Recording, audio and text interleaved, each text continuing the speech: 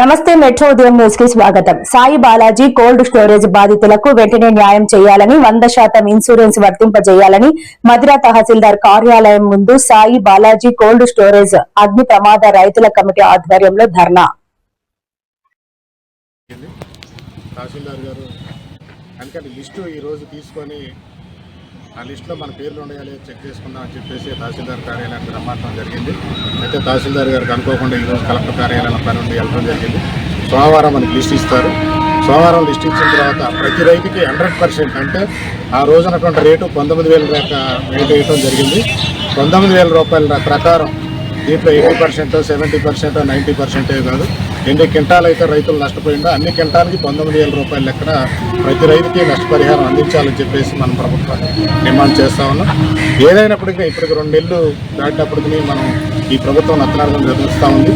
Deputy CM Bhatti గారి ఇలాకాలో జరిగినటువంటి ఈ దారుణాన్ని ప్రత్యేకించి డిప్యూటీ సీఎం గారు పట్టించుకొని రైతులు ఇన్సూరెన్స్ అధికారులు కానీ, ఏసీపీ గారు కానీ, లేదా తహసీల్దార్ గారు కానీ, ఫోరెన్సీ వాళ్ళు కానీ, అట్లే ఫైర్ స్టేషన్ వాళ్ళు కానీ, ఎలక్ట్రికల్ కానీ వీళ్ళందరినీ ఆదేశాలు ఇచ్చి తొందరగా రైతులకు న్యాయం చేయాలని చెప్పేసి ఈ సందర్భంగా డిమాండ్ చేస్తామన్నాం.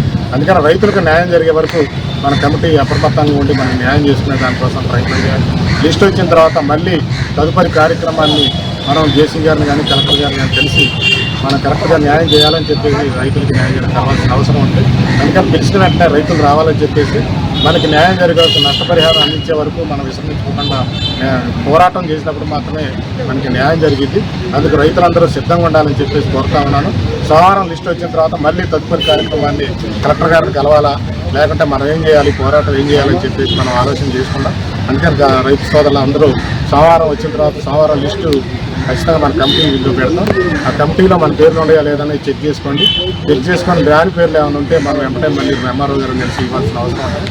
అట్లే మన రైతు పేరు ఉన్నా కానీ మనకి 20 క్వింటాలు 25 క్వింటాలు అయితే మనకు తక్కువ క్వింటాలు వచ్చినాయా లేదనేది కూడా సరి చూసుకోవాల్సిన అవసరం ఉంది. మనం ఎన్ని క్వింటాలు అయితే కోల్డ్ స్టోరేజ్లో పెట్టినా అన్ని క్వింటాలు మన పేరుతో వచ్చినాయా లేదనేది కూడా పరిశీలన చేసుకోండి. ఎన్ని కిట్టీలు అయితే ఆ రకంగా మనం ప్రయత్నం చేసి అప్పుడు మనం పోరాట రూపంలో పోవాల్సిన అవసరం ఉంది. అందుకని లిస్టు సోమవారం ఫైనల్ అవుతుంది కాబట్టి వచ్చిన తర్వాత మన చేతికి వచ్చిన తర్వాత భవిష్యత్తులో ఖచ్చితంగా మన కమిటీ ద్వారా రేపు రాబోయే కాలంలో అవసరమైతే బట్టి గారిని కూడా ఒకసారి కలుద్దాం. జేసీ గారిని కలెక్టర్ లేకపోతే మాత్రం ఇది రాత్రికి నయం జరగదు. అందుకని రైతులందరూ హాజరయ్యేటట్లు మనం ఈసారి చూసుకోవాల్సిన అవసరం ఉంది. అందుకని సోమవారం తేదీ నిర్ణయిస్తాం. దాన్ని ఫైల్ ఎక్కడుంది ఏంటి దాని పరిస్థితులు మనం తెలుసుకున్న తర్వాత లేట్ అయితే మాత్రం ఖచ్చితంగా మనం పోరాటం చేద్దాం. అవసరమైతే కమిటీ ఒకసారి బట్టి గారిని కూడా కలవడానికి ప్రయత్నిస్తాం.